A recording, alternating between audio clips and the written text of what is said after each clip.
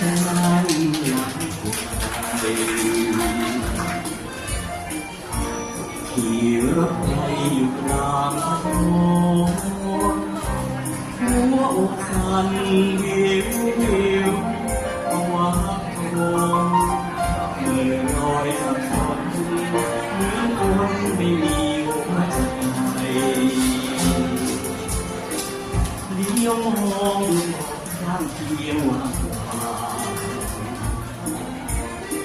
เพียงเราสุดจะเป็นวันนี้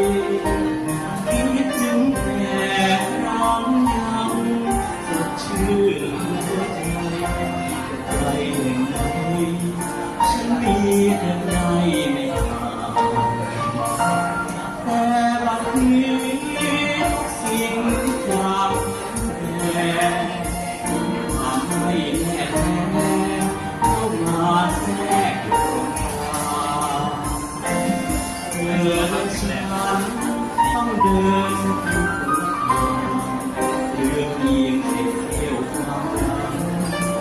ความจะทำได้แสนเดือดฉันสอดสายตามองเธอแสนสุดจะเห็นเธออยากเห็นหน้าเธอขอได้เธอน้ำตาจะเอ่อ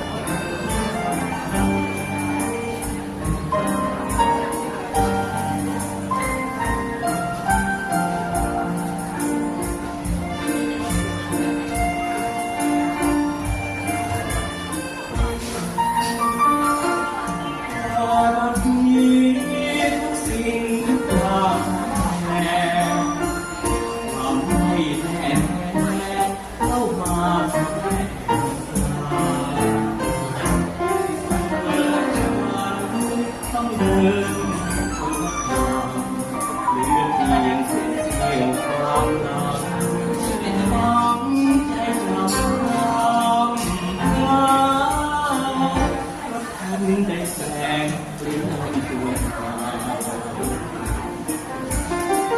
ฉันสอดสายตามองเธอแสนสุดอยากเห็นเธออยากเห็นหน้าเธอพอได้เห็นเธอน้ำตาฉันไหล